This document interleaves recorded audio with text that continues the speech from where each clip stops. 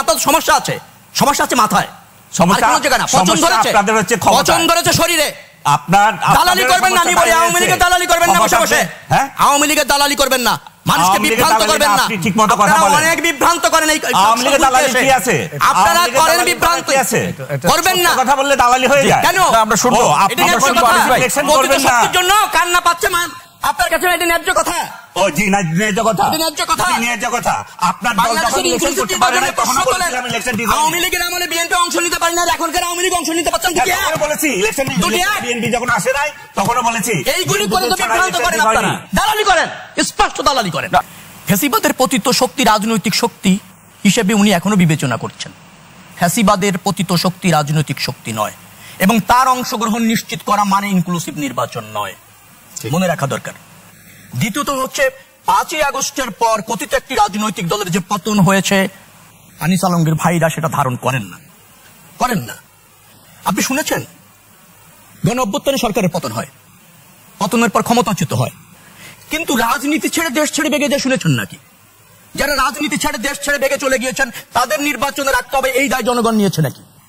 সেই জন্য সংগ্রাম হয়েছে নাকি? অতএব ইনক্লুসিভ নির্বাচন কি জনগণ তা জানে। হ্যাঁ, নির্বাচন ব্যবস্থাপনায় আওয়ামী লীগ হস্তক্ষেপ করেছে, নিয়ন্ত্রণ করেছে, দখল করেছে, বিধায় তো পতিত শক্তি হয়েছে। নতুবা আওয়ামী লীগের মতো এক সময়কার প্রতিষ্ঠিত রাজনৈতিক দলকে দেশ ছাড়তে হবে কেন? অতএব সেগুলি ইনক্লুসিভ নির্বাচন ছিল না। এখন যেটা হচ্ছে জাতীয় ঐক্যবদ্ধভাবে ইনক্লুসিভ নির্বাচনের দিকে যাচ্ছে। ওকে, একবার একটি রাজনৈতিক দল তাই বিচারিক প্রক্রিয়ার মধ্যে ঢুকে গিয়েছে, আওয়ামী লীগের বিচার দাবি হয়েছে, আইন করা হয়েছে, বিচার হবে, ট্রায়াল ফেস করবে, তারপর রাজনীতিতে বৈধ হলে রাজনীতি করবে, নির্বাচন করবে, সবই করবে। কেন তার আগে কেন হবে না? এত উদ্বিগ্ন হলেন কেন? বিচার হওয়ার আগে কিভাবে বিচার হয়ে যাবে? কেন হবে? আপনি তো ভেগে গেছেন, পালিয়ে গেছেন, আপনার রাজনীতি মানুষ অর্জন করেছে, আপনার পতন ঘটিয়েছে, আপনার শাস্তি চায়, আপনার রাজনীতি নিষিদ্ধ চায়। আপনারা বলবেন না, আওয়ামী লীগের বলেন। আওয়ামী লীগ না, ওই যে আপনার গোত্রদাহ হয়, গায়ে লেগে যায়, মায়া কান্না আসে, তাদের জন্য বলছি। এত সহজে ভাবে নিয়ে না। ওকে, শামীম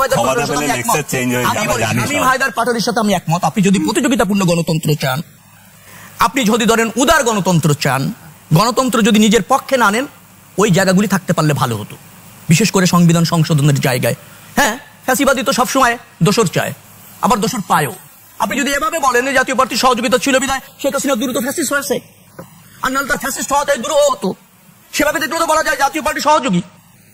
কারণ আওয়ামী লীগ ফ্যাসিস্ট হতে সর্বাত্মক ভূমিকা পালন করেছে, সর্বাধিক ভূমিকা পালন করেছে।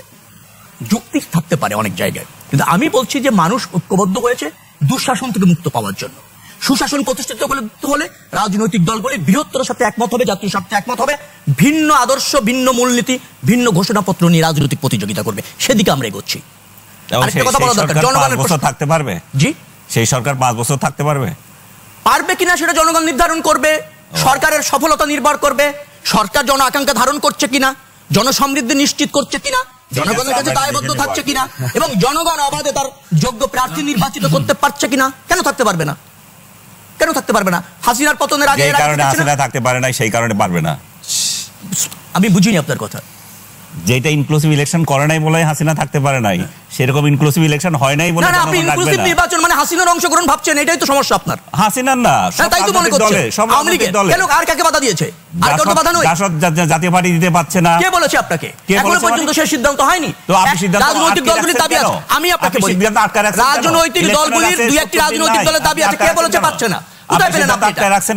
কথা বলবেন না, কে বলেছে পাচ্ছে না? আপনি আদালতে গিয়েছেন, বিচার করবেন, বিচারের আগে ফাঁসি কিভাবে দেন? নির্বাচন করতে পারবেন এই সিদ্ধান্ত হয়েছে। বিচারের আগে ফাঁসি কিভাবে দেন সেটা বলেন আগে। কাকে বিচারের আগে ফাঁসি কিভাবে দেন? কাকে বিচারের আগে ফাঁসি দিচ্ছে? আওয়ামী লীগকে। কোথায়, কে ফাঁসি দিল? ওই আপনি ইলেকশন করতে পারবেন না মানে কি? আপনি জানেন একটা রাজনৈতিক দল ট্রায়াল চলাকালীন সময়ে তার রাজনীতি ওপেন রেখে ট্রায়াল হয় নাকি? কেন হবে এটা? কেন হবে না? আপনি অপরাধ করেছেন। কেন? আপনি অপরাধ করে আপনি ধরেন আইনের আশ্রয় না নিয়ে আইন ফেসলা করে বাইরে থাকতে পারেন নাকি? আপনি ব্যক্তিগত আক্রমণ করতে চাই না, আপনাকে আপনার উদাহরণ দিয়ে বলি। আপনি একটা মামলা ফেস করছেন, ঠিক আছে?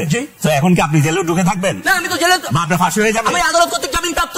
তো সেই এখন তো আদালতে যান নাই, আপনি এখন আদালত ফেস করেন নাই, এখনো ফেস করেন নাই, এখনো ফেস করেন নাই। আপনি যেরকম একটা হত্যা মামলায় আসামি হয়ে আছেন, ঘুরে বেড়াচ্ছেন, টকশো করছেন, সেরকম আওয়ামী লীগও ইলেকশন করার অধিকার রাখে।